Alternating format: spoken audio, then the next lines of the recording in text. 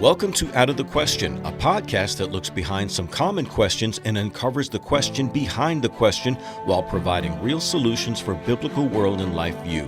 Your host is Andrea Schwartz, a teacher and mentor and founder of the Chalcedon Teacher Training Institute. It is the practice in modern obstetrics to do prenatal testing for a variety of disorders and diseases.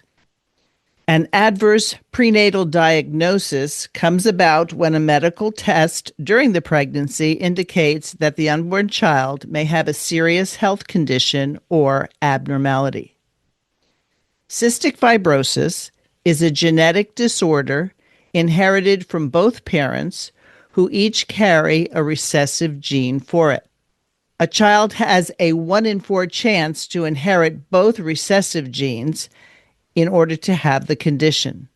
Those who inherit from one parent and not the other are labeled as carriers, and they have a 2 in 4 chance of having that occur. And there is the possibility that the child inherits neither one of the recessive genes, thus not being a carrier or have cystic fibrosis at all. Cystic fibrosis is most common among people of Northern European ancestry, for whom it affects about 1 out of 3,000 newborns. Whereas carriers are mostly healthy, those who actually inherit both non-functioning genes experience mucus buildup in the lungs and pancreas and have the characteristic salty sweat. The name cystic fibrosis refers to the characteristic fibrosis and cysts that form within the pancreas. There is no known cure for cystic fibrosis. Research indicates that nearly all unborn babies diagnosed with cystic fibrosis are aborted, with studies showing that about 95% of parents choose to terminate the pregnancy after receiving a positive diagnosis for it. Well, my guest today happens to be someone I know very well, my granddaughter, Elliot Schwartz, who's 17 years old, a senior in high school, and she has agreed to join me to discuss her life as a young woman with cystic fibrosis. She has an older brother and a younger sister, both without cystic fibrosis. A couple of weeks after her birth, it was confirmed that she had the inherited disorder. Thanks for coming on, Ellie. Absolutely. Thank you for having me. So I'm going to start from the beginning. Can you remember the first time you realized that you had a condition or what people call a disease that other people didn't? What was it like? When do you remember saying, oh, I have this thing called CF? Yeah, so my old elementary school had a lot of dirt buildup on some trails. And I remember my parents must have talked to the aides outside not to let me go on those dirt trails. And my friend asked me, why can't you go on these dirt trails? And that's the first time I realized that I'm different. And I had to explain what I had and how inhaling dirt and particles were dangerous for my lungs. So that's the very first time I can remember having to explain to someone that I'm a little bit different than other people. So did you know that you had this thing called CF, or you just knew that there were certain things you couldn't do? I knew kind of the borderline foundation of what cystic fibrosis was, but since I was so young, I was pretty uneducated, and I just thought my parents were telling me I couldn't do things for some reason.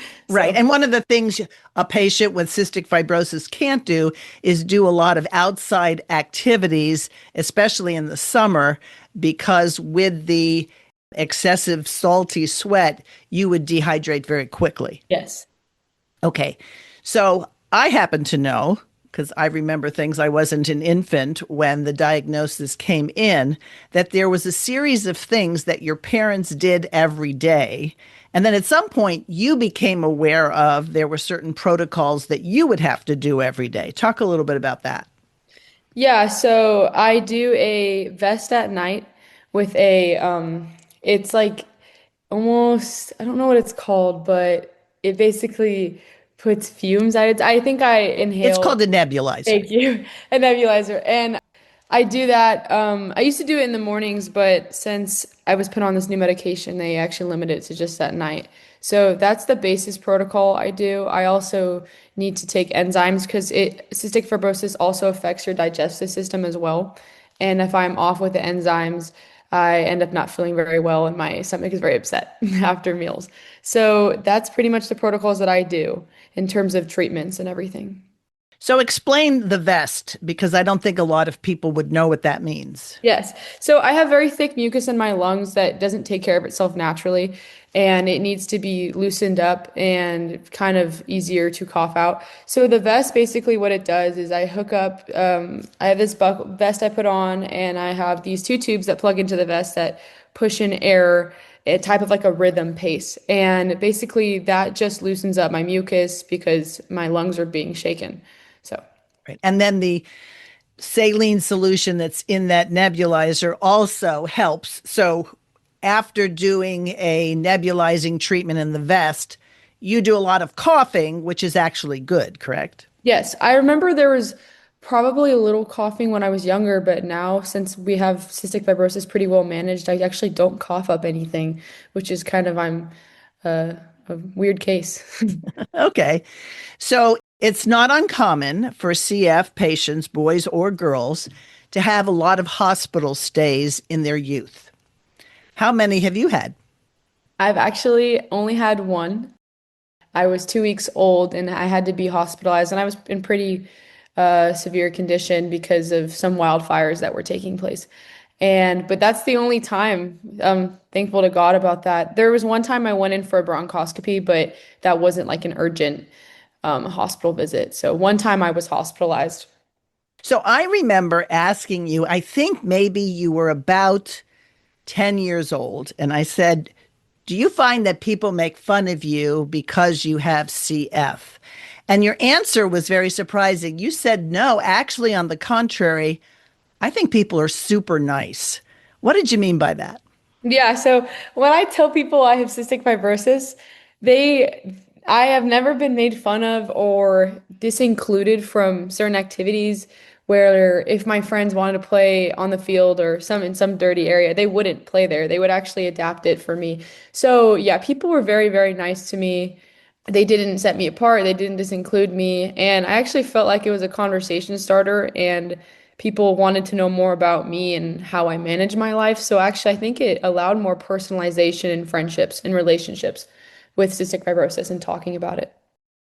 One of the things I remember now, as a grandma, of course, you're going to be among my favorite people, but you never used CF as poor me. I'm such a victim. I mean, it's not that your parents didn't have to say, Ellie, remember to take your enzymes. They did. Yeah. And there were many a time I would be there with you and we'd go out and then we'd remember you'd forgotten your enzymes and we had to go back and get them. But you never really did have that I could see a victim mentality. Is that because you didn't look at yourself as a victim? No, I didn't. I looked at myself with an opportunity.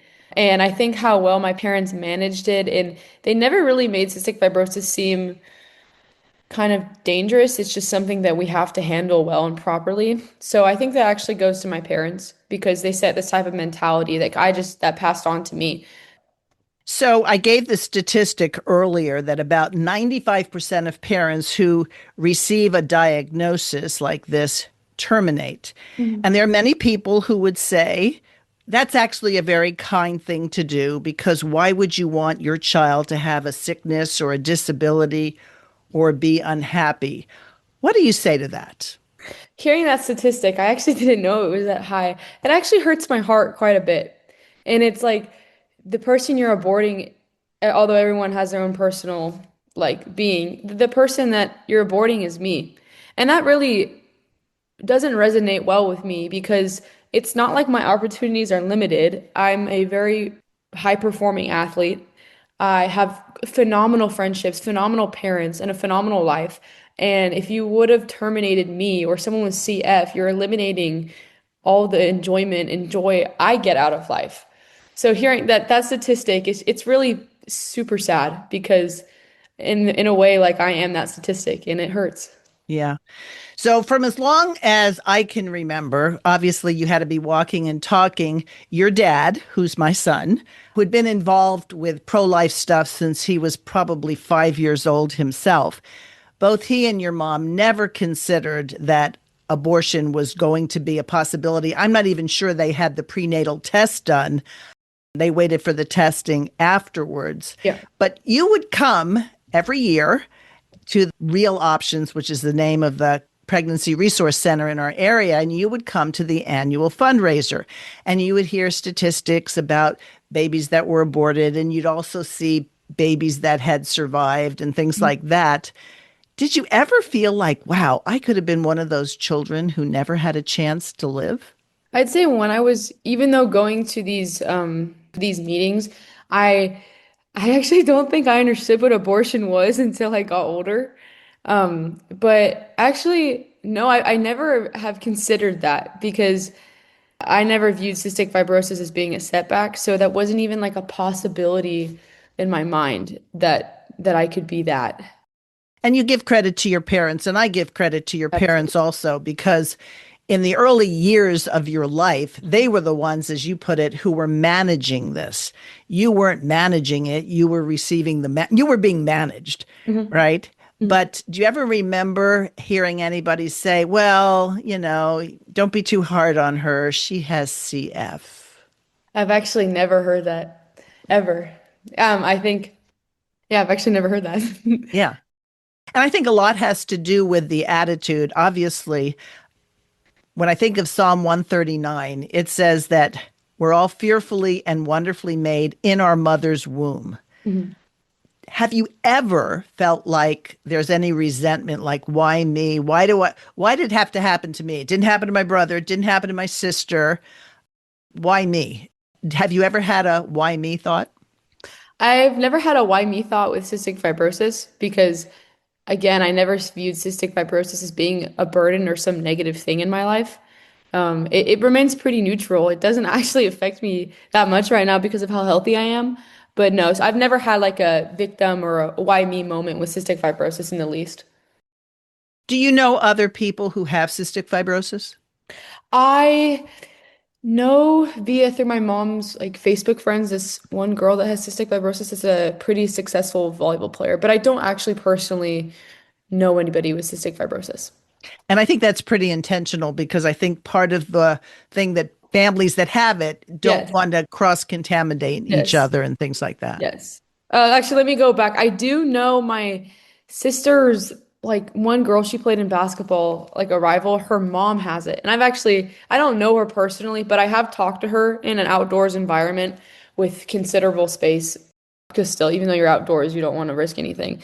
And she was a pretty successful, I'm pretty sure, volleyball athlete in college too. And she didn't even know she had cystic fibrosis until like high school. So yeah, that's probably the only person I've actually talked to in person that has the same disease I have. Right. For a long time, and I don't know if you know this history, for a long time, people looked at cystic fibrosis in two separate ways. They had said, well, this affects the lungs, and then there's another condition that affects the digestive system and the pancreas. And then somebody, I think it was in the mid 1900s, figured out it was the same thing. And I think the most famous person that people think now probably had cystic fibrosis was the composer Chopin, Mm, and that he probably suffered from that, even though they didn't call it that name. yeah. So I remember it certainly wasn't a happy day when your parents discovered, yes, Elliot has cystic fibrosis. I just happened to be reading in the scriptures that day, the Gospel of John, where the disciples have this blind man in front of them, and they ask Jesus, who sinned, this man or his parents? And Jesus's answer was, neither one. He was born blind so that God would be glorified. So let's talk about how Elliot Schwartz, all medical advice would say, no, no, no, she'll have a terrible life. She won't be functioning. She'll be so impaired. Tell us about your life as a basketball player. Yeah, so I started basketball at the age of 4, and at the age of 7, your son, my father, started coaching me up until right now. He'll be coaching me through probably over a decade. And as far as it goes, cystic fibrosis only partially affects how I play. Sometimes I will be drastically out of breath, but that has really decreased since I've been on Trikafta. So I think my story with cystic fibrosis relating to basketball shows that having cystic fibrosis is not a setback to the physical activities that you can do. I overall am very, very healthy, and I actually don't think cystic fibrosis affects basketball. I think it's the other way. Basketball affects cystic fibrosis, being that because I'm so physically active and athletic and I do all this training, I think I've really limited the effects that the disease has on my body. I'm glad you put it that way because it's no accident that at the age of 4, you start playing basketball because that would be a natural sport you can do. It doesn't take place outside like soccer or Yes. softball or things like that. And obviously, initially getting into a pool with chlorine and things could possibly affect you. So your dad picked a sport that sort of fit the bill indoors, lots of activity and running around. And kind of being a proud grandma moment here, you are in your final year of high school and you have almost, and maybe you've already surpassed it, the 2,000 point mark. And that's with having had a bad ankle for part of an entire season, which maybe you felt a little sorry for yourself back then. I remember that time. But that having 2,000 points in essence in 3 years of playing is pretty amazing. So tell us about how you think having to deal with the things that you have had to do inspires you in an athletic competition to not give up and to not decide that, oh, this is too hard, why, Yes. why, why don't we just quit? Yes. So let's go back to like me breaking my ankle. When I broke it, I think you were there like a couple days after, and I was depressed. I was in my room. I couldn't move. And I think a lot of my identity was in basketball at that time. So when basketball was kind of stripped away from me, I really just watching my teammates play, I was just like, I just want to be 10 times better than I was before the ankle. So I'd say that the setbacks that I face through cystic fibrosis and injuries have only motivated me to want to work harder and want to keep my body healthier. After I broke my ankle, I was really trying to get my ligaments healthy and my bones healthy. So, setbacks, they only motivate me to be better. Yeah. And I remember the conversation we had because I was up there for Thanksgiving. This had happened the day before Thanksgiving.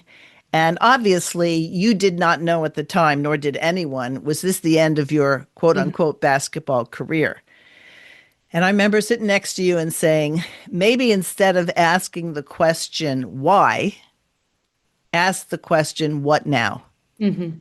And I think that going back to the idea of adverse diagnoses, God doesn't make mistakes. If we're fearfully and wonderfully made in our mother's wombs, that means those with Down syndrome, those with sickle cell, those with Tay Sachs, those with spina bifida, and those with cystic fibrosis Mhm. were created, and God saw fit to, as I used to tell your dad, to trust you with this. So you've Mhm. been entrusted with something. Mhm. And I appreciate the fact that you don't hide it, that you're willing. I mean, I've been with you in restaurants when you're downing your enzymes and everything else. You were never shy about it. So what would you say to parents who get this bad news? Because it's not good news. Nobody would say, hooray, my child has, cystic fibrosis. What would you say to them? Like in terms of Well, how they, let's say a genetic counselor said, you should talk to this young woman, Elliot. What would you say? They just got some bad news. What would you say to them? yeah, I'd say absolutely go forth with the pregnancy.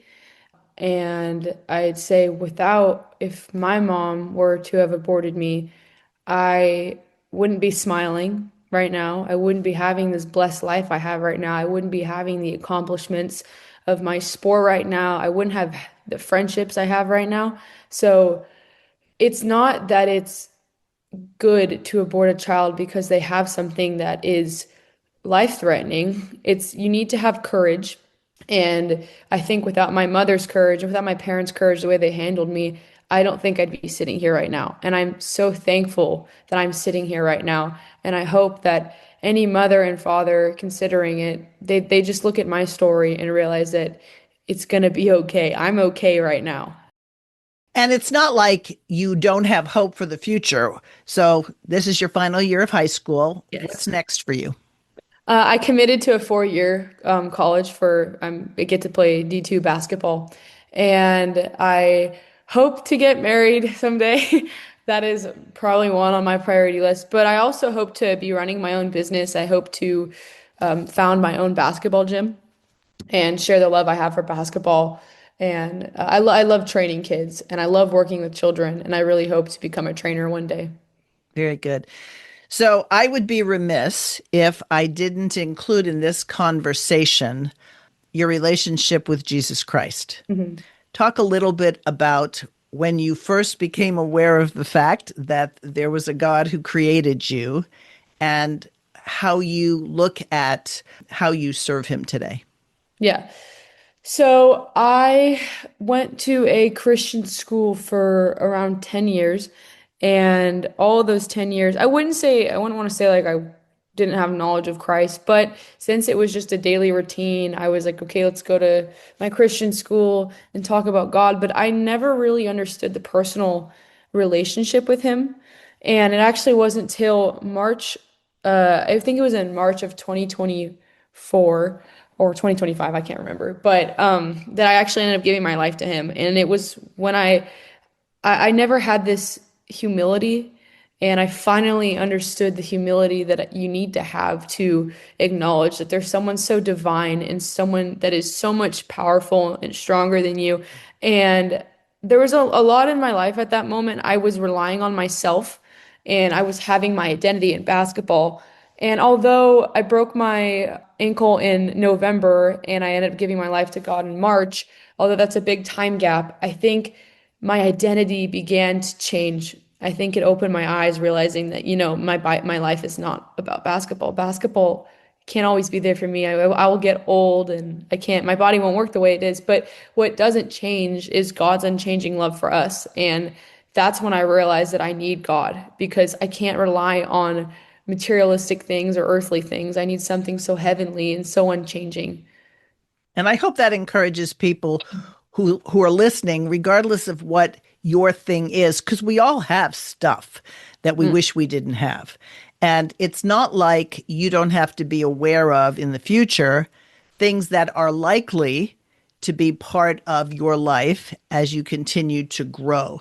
Mm. So, talk a little bit about the transition from having your parents say, Ella, Yes. you need to do this, to you taking responsibility for that yourself. Yes, so I hope that I can be responsible enough. There are times at night where I'll forget to take my Trikafta, which is like one of the main medicines of cystic fibrosis now. And I think I need to start working on that right now, because that is probably something that, since it's my timeline, I need to make sure it gets done. At cystic fibrosis checkup appointments, I will do most of the talking now because when I was little, my mom or dad used to do most of the talking. But in terms of like medicine names, I need to identify that and what they do so I don't remain ignorant. So that's what I have to do in college is driving myself to these appointments without my parents. It's going to be so weird, but I think I'm ready for that right now. I just need to make sure that I actually remember after I eat like a hamburger to swallow this little pill, and I need to make sure I stay strapped with that. So, Right. Well, the good news or the bad news, depending on how you look at it, if you don't take that little pill, you'll feel it immediately. And oh, so absolutely. there'll be certain things that come Yes. about. So, what about lifestyle choices and food choices and, the amount of sleep you need? Does that factor in for a way for you to stay healthy?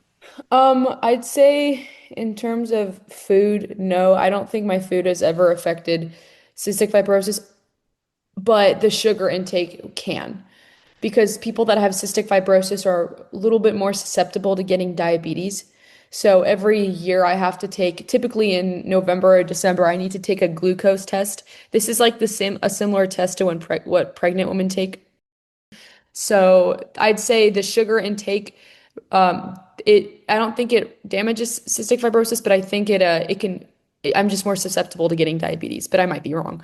Right. Right. Well, Yeah, pancreatic yeah, issues are what usually precipitate diabetes, that the insulin production isn't there. So I remember hearing a statement once, there's nothing like an incurable disease to have you live longer, because you pay more attention to things that people who think, yes, yeah, that's a everything's good going to way. stay the same. Yeah, Lastly, if you were talking to somebody, maybe not with CF, but with other situations that somebody who's gotten a young person who's gotten a cancer diagnosis, or Mm. somebody who has injured himself and not recovered like you recovered from your broken ankle, what would you say to that person? Because I'm sure that there are people who are listening who know people, young yeah, people especially. yeah. I'd say actually pray over yourself and have people pray for you. I think prayer is more powerful than medicine and more powerful than any injury or setback. I think the Lord doesn't give us challenges that we can't take. I think He gives us what we can handle. So that would be my advice is just hope and trust in the Lord. I don't even have any advice on, how to recover faster or do this or that. I only have heavenly advice, and that's just pray. And of course, we'd say, do the things you're supposed to do and don't do the things you're not supposed to do. Absolutely. Be wise. Right, right. Okay. Well, I know that your team has a really good record this season and you're headed to the playoffs. Yes. Um, what is your prayer with regards to the remainder of your high school basketball career? Yes. I'd say no injuries for anybody. I'd say I hope our team stays united. It's a long season ahead of us, and sometimes burnt out happens. And I also, I hope my dad, because it's my dad's last season time coaching me. We have a few games left, so I hope every game goes well. And I hope that I'm able to show my gratitude and appreciation for him in all the right ways, because he's really done so much for me, so much time and money and a lot of arguments, but we are here. So, yes. Yes. See, she's normal, folks. She argues with her parents too and Yep, I stuff like that. do. But I can say that over the years, you and I have had many good talks. And originally, my best memory of you is you telling me the way things were, and you'd put your hands on your hip and just tell me that you would, I'm going to go tell on you, and I'd say, okay, go for it, honey, you go tell on Yes. me.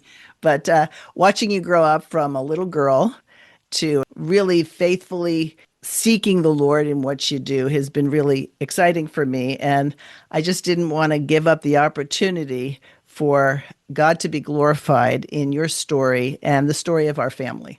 Thank you. Out of the Question podcast at gmail.com is how you reach us. And we look forward to talking with you next time. Thanks for listening to Out of the Question. For more information on this and other topics, please visit chalcedon.edu.